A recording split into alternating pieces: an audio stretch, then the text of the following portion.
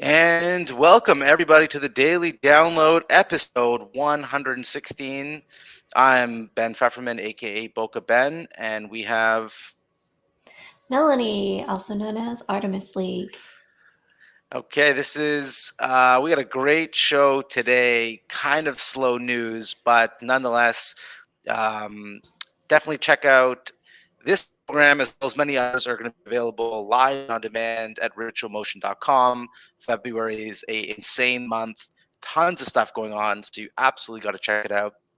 Also, if you haven't seen, Ritual Motion is also doing a crowdfunding raise on startengine.com. So check it out, and anyone can be an owner of this amazing platform and community that we call Ritual Motion. Last but not least, shout out to Rex Opportunity. They put together all the news for us so that we just have to show our pretty faces every day. And you can go to rexopportunity.com and subscribe to the daily download. Okay, let's kick things off. Melanie, what do you got for us? Yeah, so this is the second time we've kind of talked about Roblox. So Roblox developers and creators earned over $500 million in Robux during 2021. So this is a 52% year over year increase. What's interesting though is there's two controversial pieces. One is they're making money off of kids. So we kind of addressed this before. I kind of took the hot take of, that's parents, like you need to parent your kids, but they do kind of set it up where kids spend money and parents really have to be paying attention. The other part that about the story that's interesting is that they kind of set it up to discourage cashing out with minimal withdrawal thresholds and unfavorable exchange rates. So if something costs $1,000, you would need 100,000 Robux, and you would only get like a net worth of 350. So it's really taking out from the creator's profits.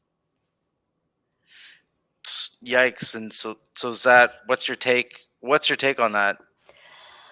Well, for me, I hope that they start putting in better guidelines for parents. I think a lot of parents just let their kids play and don't know what they're paying money for or earning money on. And then, like, I'm all for, capitalism and making money, but you need to make sure that your creators are making a good decent amount of the money too. We talked about this last week while you were out about Apple and Fan House and like how much Apple charges for in-app purchases. And I think there's a balance to how much you're charging and how much money you're making, especially if you're making a ton of money. Like push it towards those creators. Maybe set up some scholarships and some grants to kind of have good face with parents and kids. Yeah, no, very good point. My bone to pick with Roblox is as a parent, my kids play on Xbox, or they used to play on Xbox. I couldn't figure out how to like ban them from buying any Roblox, like Right? how to like stop any payments. I just couldn't figure it out, and I just said forget it. Let them play on tablets instead, where Yeah. I'm not even logged. I'm just logged in with an email, and that's it. So Nice. anyway, maybe I should do my research, but it was if I couldn't figure it out in 5 or 10 seconds, that's an Yeah. issue. Yeah. And you're pretty technology savvy. So, like, if you can't figure it out, imagine a parent that just barely knows how to use and turn on the Xbox. Like, Yeah, these kids are probably wasting a lot of money. yeah, exactly. All right, let's switch gears. Sega is exiting the arcade business after 56 years. This is kind of a story and non-story. They had already sold 85% of their stake in the, Sega arcades. Everyone knows what those are. This is really just in Japan, so they kind of already divested from that. Now they're fully divested.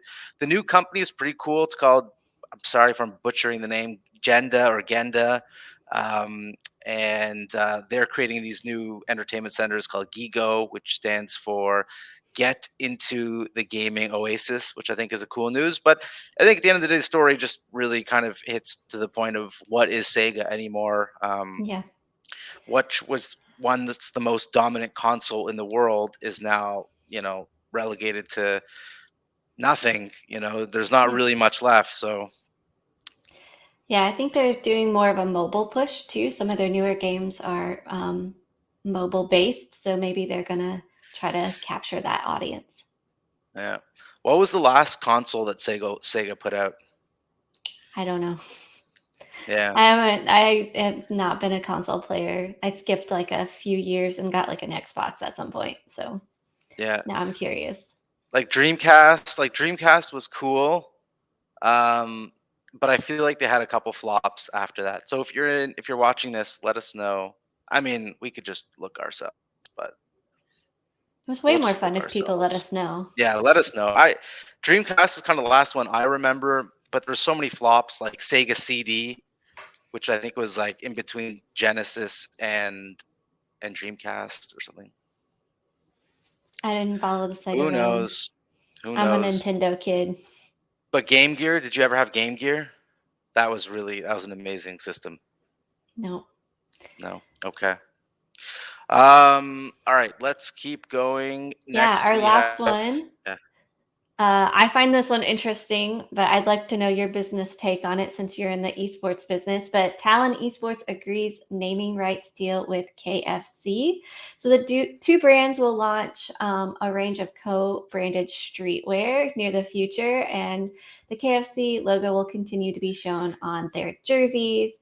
And then they have like grudge matches and a Colonel Makeover series, just all of these things. I just find it comical that it's KFC. I don't know why. To me, this brand is just silly.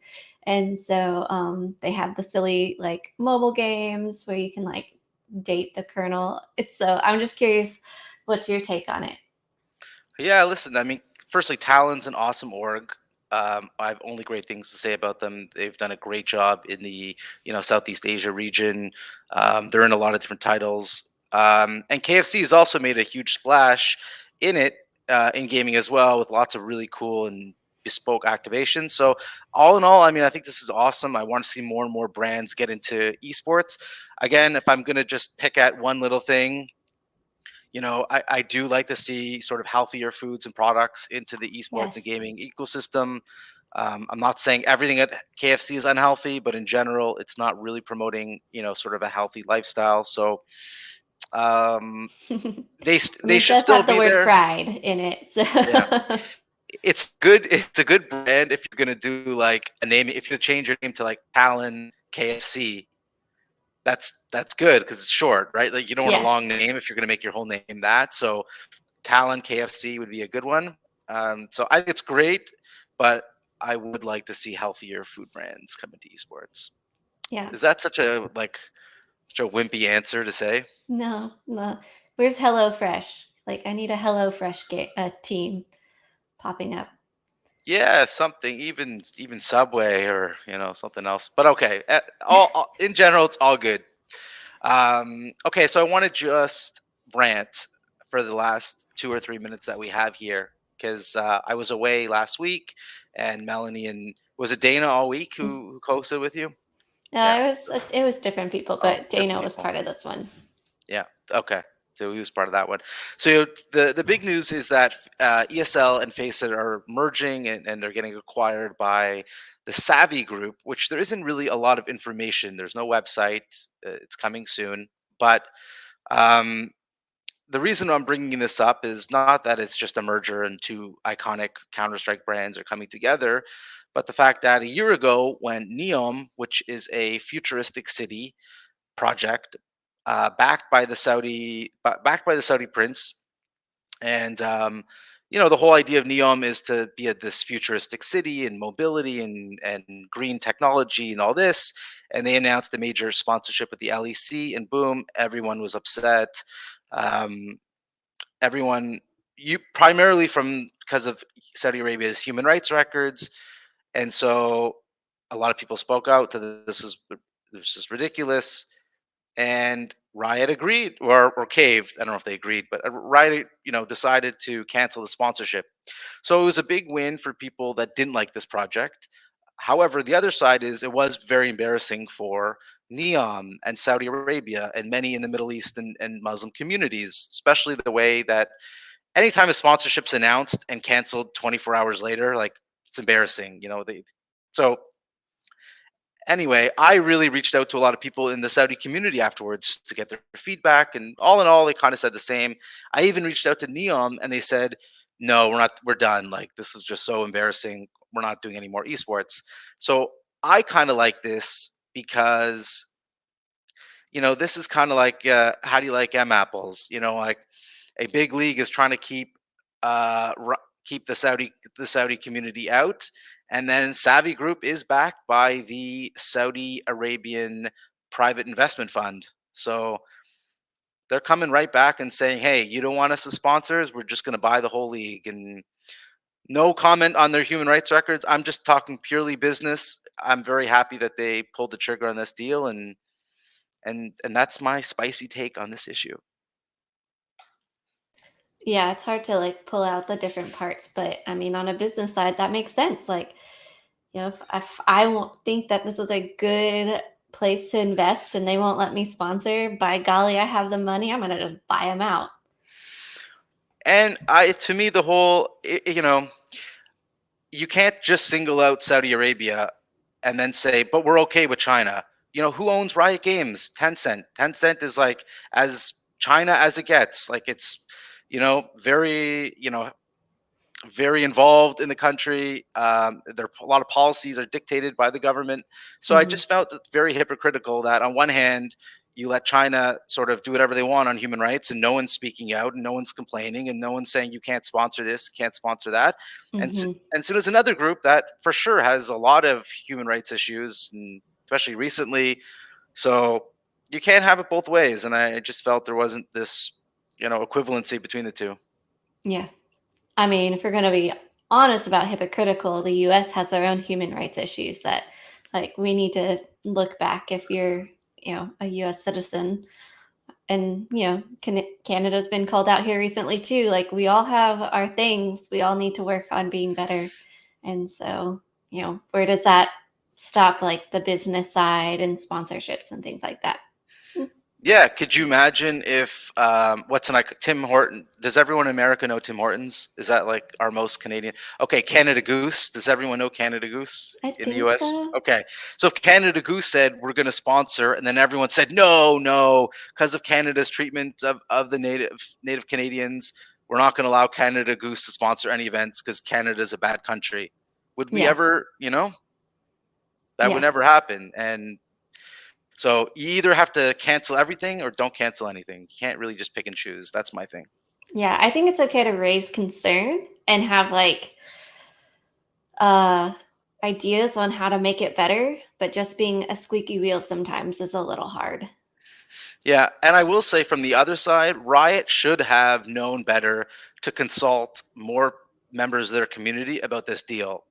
And I think that would have really changed the situation if they had spoken to a lot of the talent and a lot of people in the league and mentioned this. And I think they could have done a better job to explain why they're doing it and what's it all about. And just a really bad read by Riot on that one. What, right? Has a bad read? Yeah, Riot could exactly. Riot's in the news. So, all right. So that's my take. Let us know what you think. Hashtag daily download, right? Rex Daily download. Sorry, hashtag Rex daily I'll download. add Let it us to the know. chat. Add it to the chat. Let us know what you think.